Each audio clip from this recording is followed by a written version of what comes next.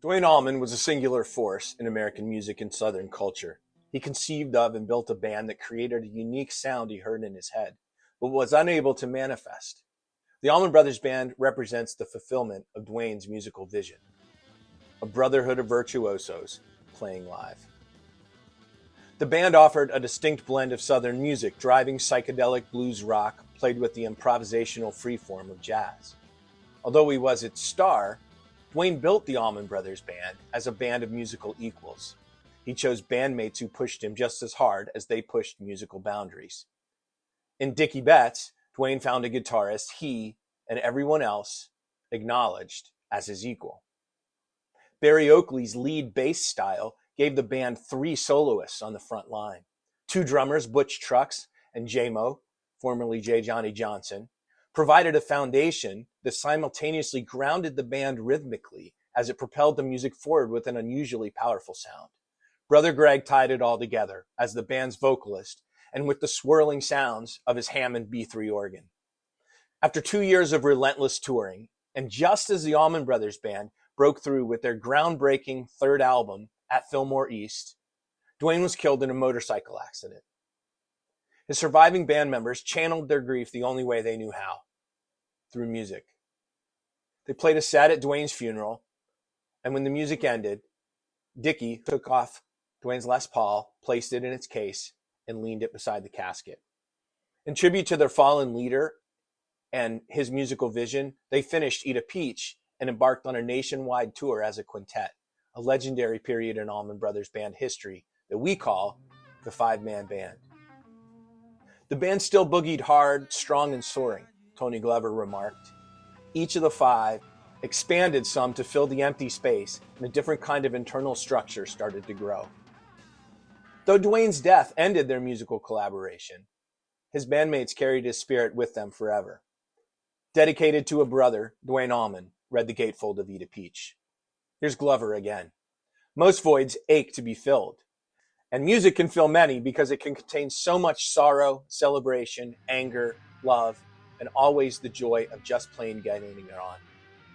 So soon the 5-man Allman Brothers Band began to play again. What else could they do? As Dickie said, we knew what we had lost. We were trying to console each other, and the best we could do it was to play music. We slowly realized the best thing we could do was to stay together. There was so much creative power in that group that that's the only way we were able to continue on without Duane. The first side of Eat a Peach is an unequivocal statement. The record delivered an important message. The band missed their leader, but they were carrying on without Duane. The group chose Ain't Wastin' Time No More to kick off the record. It's a blues with a helpful note. It's the band pressing on through the pain, a gorgeous song of loss and perseverance. I still have 2 strong legs and even wings to fly, Gregg sang over Dickie's slide runs, the first time he played electric slide with the Allman Brothers Band. La Brera in A minor, an instrumental, follows. It's far from hopeful. There's something sinister about it, a simmering anger. It builds slow like a classical piece. The band is unadorned.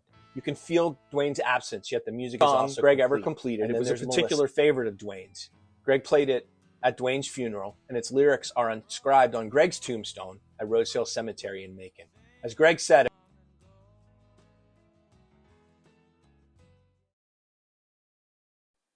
the music hadn't died with my brother. The music was still good, it was still rich, and it still had that energy. It was still the Allman Brothers.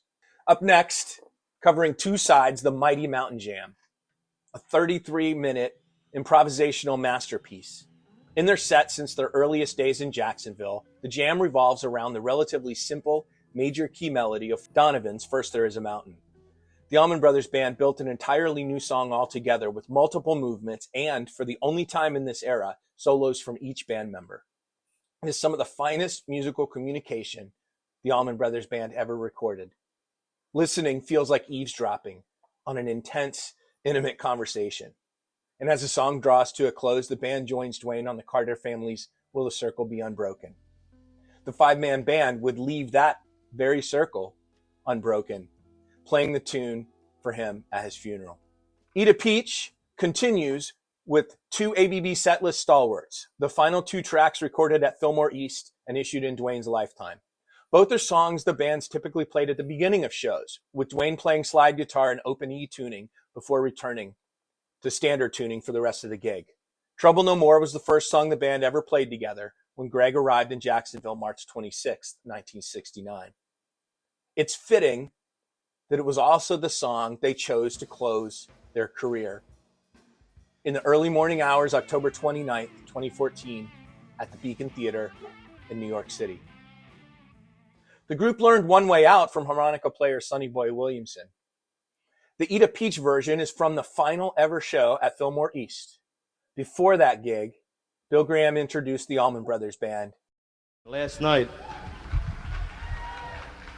we had the good fortune of having them get on stage about 2:30, 3 o'clock, and they walked out of here at 7 o'clock in the morning.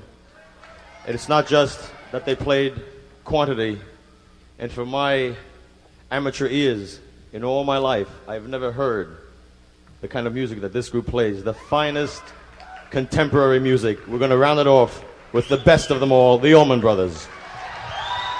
The final three tracks of Eat a Peach are Duane's Elegy, a glimpse of the future had Duane lived. Stand Back was still an instrumental when Skydog laid down one of his best slide solos, channeling a horn section blowing hard. And that's mainly JMO on drums for the only time in ABB history where he played the lead drummer role. Blue Sky, which Dickie wrote for his soon-to-be wife, Sandy Blue Sky, foreshadowed an entirely new direction for the Allman Brothers Band. The song is much more country feel than rock. Duane and Dickie's harmony guitars channel Western swing and the Bakersfield sound of Buck Owens and Don Rich. Eat a Peach ends with Duane's sole writing credit, Little Martha. The instrumental's quiet lyrical melody closes the book on Duane Allman's remarkable career.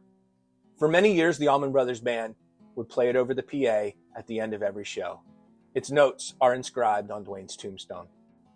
Many years ago, I started signing off Allman Brothers Band related discussions with Long Live the Allman Brothers Band. The concept was always this: the Allman Brothers Band didn't die with Duane Allman, and I'm really, really glad for that. Long live the Allman Brothers Band.